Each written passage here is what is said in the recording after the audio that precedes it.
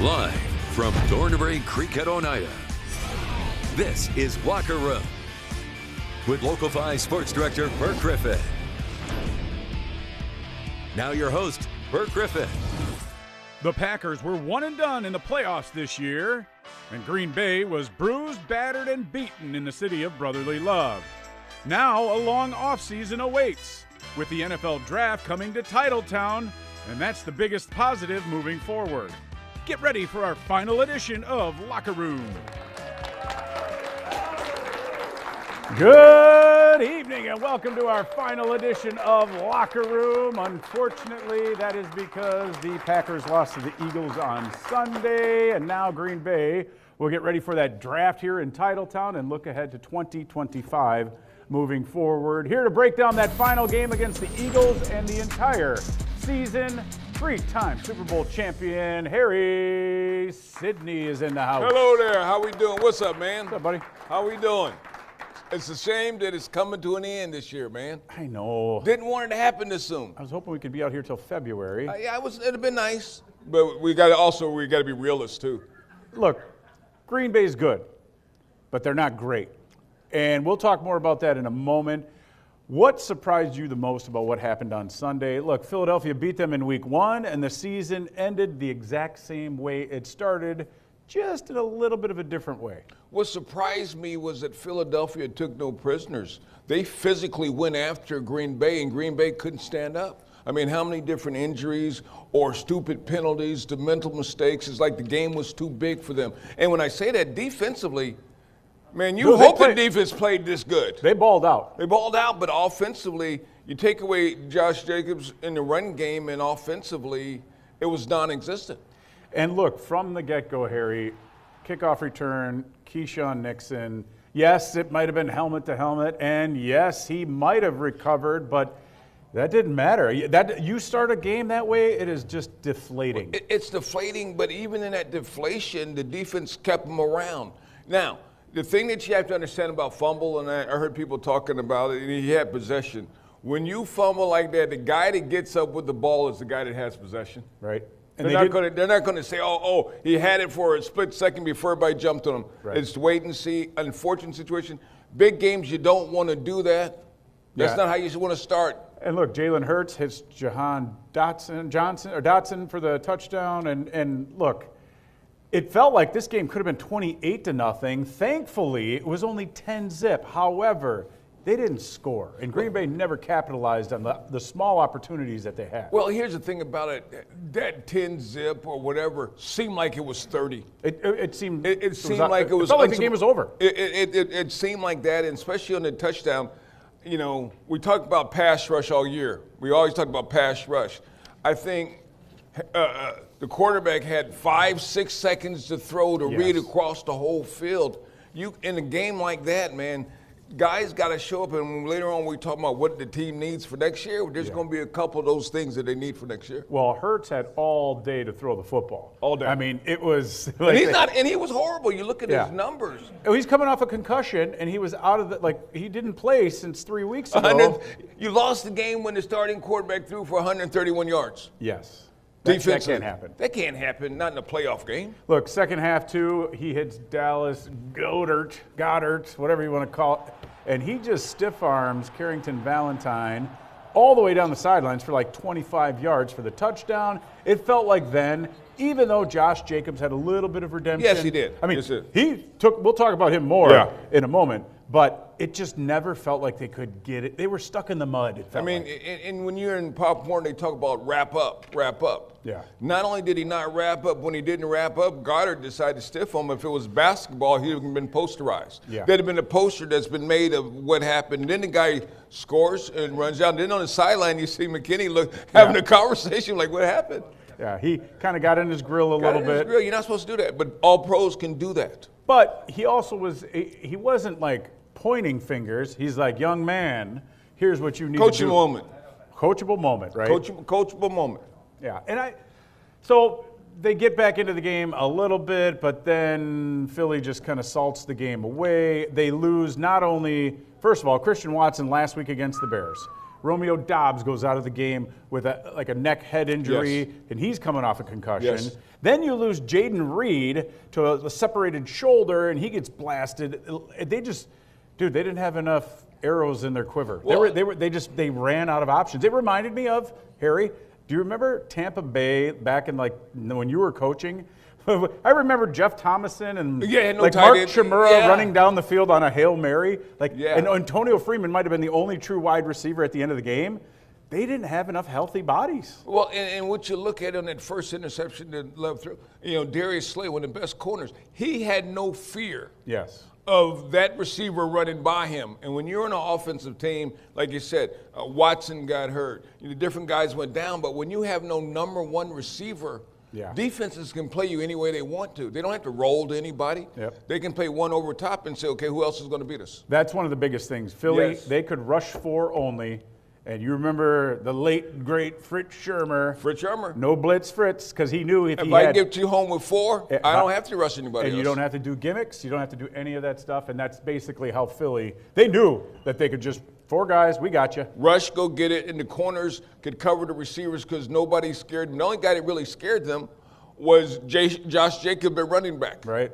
That's who they, and when you don't have to worry about rolling over here because this guy might take us all the way to the house, when you can have that extra guy in the box to hit to make the tackle. And that's why it's amazing what Josh Jacobs did running the ball. Yeah. Well, you must have looked at my rundown, huh? Guess what time it is? Great minds think alike, baby. Time now for our pivotal performance powered by local IBEW 158. Josh Jacobs over 80 yards rushing. Huge run all the way down to the 1 yard line, eventually punched it in to start the fourth quarter. He was a man among boys, and once again, he is worth every penny that the Packers have paid him. Josh Jacobs with our pivotal performance powered by local IBEW 158. And he's worth every penny. It's just now as you look back and then you go, you could have used him more by running play action off of him. Right. They didn't, Jordan Love, whether it was leg, not taking the ball under center, the play action pass would have created holes. Yep. Kind of like on that second interception when the guy intercepted the ball, he fell off. Yes. Well, if you got play action, he's not going to fall off because if you're not there to get in Josh Jacobs, he's going to run you over. Yeah, and I think when you look at the bigger picture, Yeah. I'm sure there will be a lot of what they call self-scout in the offseason because this coaching staff now, okay, Matt LaFleur's been here. This is 6 years. Yes. Very successful. 13-3, 13-3, 13-4, 1 down year, couple playoff trips. However, It's not about the playoffs, it's about man. getting to the big game. It's getting to the big game, and then when you look at that, the big game, you go, what are the reasons? Yep. And that's what that self-scout like you're talking about. There's some holes. Yep. And some of it might even be not saying, and I'm a LaFleur fan, but maybe the head job and the play calling is too much for you because you're getting away from certain things. That's kind of like Mike McCarthy at one point, right? Mike McCarthy one time. And all the coaches at one time. Mike Sherman, Mike Holmgren. There's sometimes you want to delegate if you got somebody else who can do it. Especially when you know what they want, what's best, like play action, and you get in the game, you get excited, coach, all of a sudden you forget to play action. Yeah. Well, you got to have somebody in your ear telling you. And we'll talk a little bit more about that in a moment. But from clock management to there's a couple issues over there. Good team, not a great one just yet. We'll see how they do moving forward. Well, and the thing about it is, when you said good but great, they can beat the teams that they're supposed to beat. Right. But to beat the teams that you have to beat, you got to go to a different level. And heading into that game, they had 6 losses by a combined 24 points. Yeah. The only game like Detroit jumped on them, Minnesota jumped on them. The other, they're competitive, they're close, they're just not there. Well, and they're close, but part of that competitive means that they have to start competitive to start with. Yeah. The slow starts have been killing them. Yep. The slow starts, and like I said yesterday, this past weekend, the defense kept them in the game. Yeah. After the fumble and everything, back and forth, and all of a sudden there's those crucial mistakes at the wrong time. Yep. All right, when we come back on Locker Room, it's our final edition of the year. We're going to have plenty more about the Packers-Eagles. Look forward. We'll have our keys to next season. Plus, we'll go in the zone with Cameron Azair coming up. On the give inside, Jacobs breaks the tackle. Straight ahead he goes. Josh Jacobs taking everyone with him inside the 5, and he's down. What a run! And welcome back to Locker Room, Mr. Josh Jacobs. We talked about him for quite a bit earlier in the show and all season long. Where would they be without him? And the thing that, as an ex-running back coach and running back in the National Football League, the thing that I'm really impressed with him about, all year long, I've never seen him take a direct shot. Right. I've never seen that. We saw on the kickoff return how Sean Nixon got hit. All year I've been waiting for him not to pay attention. Yeah. And he's talked about it. When he runs the ball, he sets up the blocks. He sets up the move. He's going to go left. He'll lean forward just to get him over and cut back. The guy's vision is incredible. They found a keeper. And the beginning of the year, I was an Aaron Jones fan. Yeah. But I appreciate what Josh Jacobs has done. Well, I'll be honest too. I didn't really watch any Raiders games. Yeah. I mean, I'd see a highlight here and there, and you'd be like, "Oh, that dude's pretty good." He's really good. No, fifth now this season, over 1,300 yards, fifth all time. We're talking Amon Green and Jim Taylor and numbers, and your boy Dorsey Levens is in there too. Yes. But that's the fifth most rushing yards in Packers history. And when you look at it, he never was that guy that just hogged the ball. I never thought that they just wore him out and they ran him unbelievable. I think one of the things that LaFleur did was feed off of him. Now, I wish he would have done some play action and all this stuff, but we'll talk about that, especially when you have tight ends like you do. Right. Do you think, and we can as outsiders go, oh, he's not 100%, but you got to play the game. Did Jordan Love regress or take a step back? He earns the huge contract. Yes. Deservedly so for what he did. Timing is everything in the NFL. For what he did last year, Yes. especially in the second half of the season, he was on fire. They go down and beat the Cowboys. Same scenario, 7 seed, 2 seed. I just never felt like he got, and with 3 interceptions, that was the absolute worst time to have your worst game. Well, and it's one of those things that you always wonder how people are going to stand up at that big moment. Right. At that big moment. And in the last 3 games, whether it was his injury or whatever, but he looked like a deer in headlights. Yep. He looked like when he was on the sideline, you never saw him talking to receivers or gesturing anything. All you saw him was staring off at the space. And that's not what you want your leader to be doing. Yeah. Well, and look, they brought in Tom Clements to kind of tutor and mentor him. He's retiring again. He will no longer be with the team. And here's what Matt LaFleur had to say today about Jordan Love moving forward. I think the next step is just to continue to evolve as a vocal leader. I think that just kind of comes with the position naturally. And I think he's taken steps to get there, but I think he can really demand a lot when things aren't quite right. I think he can voice that. I just think it means more when it comes from your quarterback than it does from me or one of our other coaches. You know more than anybody, man. Leadership starts right at the top. It starts at the top, but here's the thing about it, which you have to understand in professional football and in any organization or company. Leaders aren't appointed, they're anointed. They just become that because that's what they do. Mm-hmm. You can't make a guy that. Right. And is he going to be that? We'll I hope so. We'll see. He's paid to be that guy. Right. And most of the quarterbacks are, but not everybody is that vocal type of leader. Yeah, Matt LaFleur talked today for the final time for this past season. Yesterday, all the fellas in the locker room talked. Time to go in the zone with Cameron Azaire, presented by Oneida Nation and Thornberry Creek.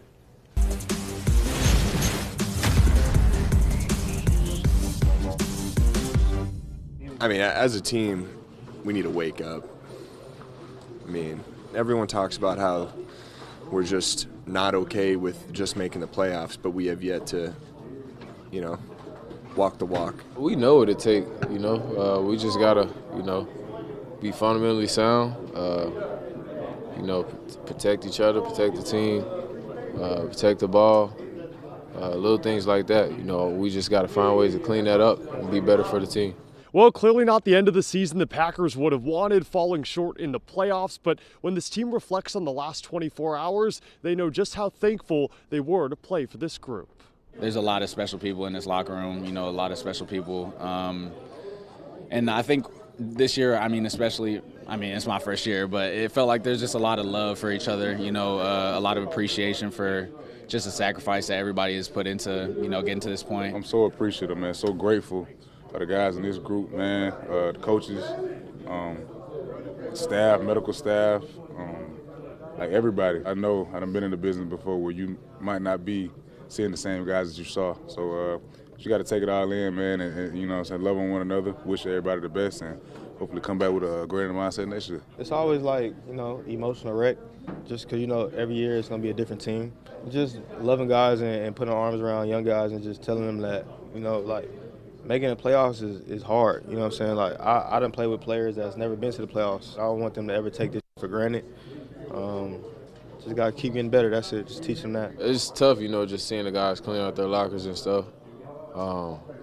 Just being able to talk to them right now, just cherishing every moment we got with each other. I think that's the most important thing right now. See you guys around here in the future again, but yeah, this isn't the end, not at all. No, this is just the beginning of the long road to next year already. Nothing like that last day cleaning out the locker. No, because you don't know, you recognize that this team will never be the same because people are going to be gone. Movement. Yep. New guys coming in, the role that you have might be different. Exactly. All right, when we come back, we'll have more on Locker Room. Time now for our Easy Tab Fan Cam. Don't go anywhere.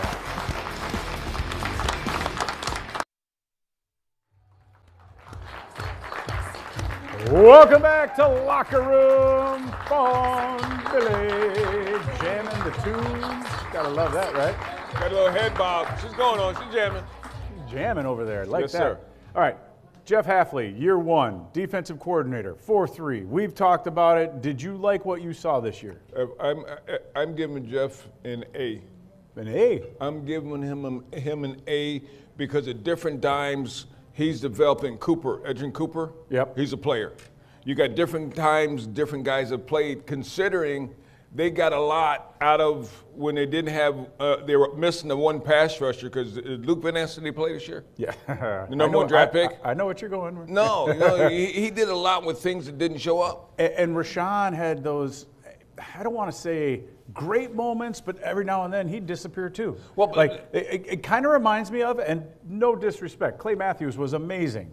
But remember, when they go against guys who are not very good, they have an amazing game. But sometimes they got owned a little bit. Well, you get owned when you're the only guy that's pressuring off the end. Okay. Because they can do a lot of different things. They can chip you, do a lot of different stuff. And I think there's a one-sided pass rush. Do you like what Xavier McKinney has brought to this team? Yes. You talking about leadership? Stud, leadership. And he's a leader, like when he was talking to Valentine on the side, he's a leader that's not appointed, he's anointed by his play. Yeah. You listen to him. His actions speak louder than his words. Yeah. And his words are pretty good too. He did our show earlier this year. He's an outstanding player. What do you do with Jair Alexander? Bye-bye. Bye-bye. It was bye-bye for me last year when he was a captain when he wasn't supposed to be captain. Right. You don't do that to the team. Yeah. No. Okay, and now Christian Watson, torn ACL. He might not be back till the end of next season, maybe. And I hope he does come back, but they need another number one that they can count on. Yeah. I think you're going to look, we'll talk about the keys to next season coming up in just a couple of minutes. They're a few pieces away. I don't know if it's strictly the draft or maybe a free agent. They got super lucky, and obviously Goody and his staff knew what they were doing, bringing Jacobs and McKinney in. Outstanding moves. But if you can get one or two more guys like that, now this team can be right up there. They're talking about that guy from Cleveland as a pass rusher. Just Myles, saying. Myles Garrett? Just saying. I've heard that name mentioned. Just saying. Garrett. I wouldn't be mad at that at all. I wouldn't be either. I might even get a no, I wouldn't get a jersey. I ain't going to say he's Reggie White. I'm just going to say he's Julius Peppers. Him across from Rashawn Gary. That's a force. Yeah. All right, when we come back, it is time to wrap up the season here on Locker Room. We're going to have our keys to next year coming up after the break.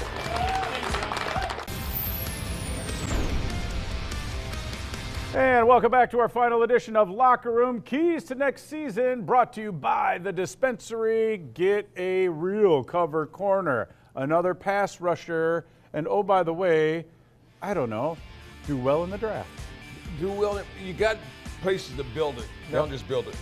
For our crowd, who has been the most loyal group of people, and our producer, Tim Greenman, our director, Tim Greenman, and our producer, Cameron, is there, and our production chief, Julie Buck, our entire staff, thanks for tuning in, Thank folks. you. We'll see you next year. So long.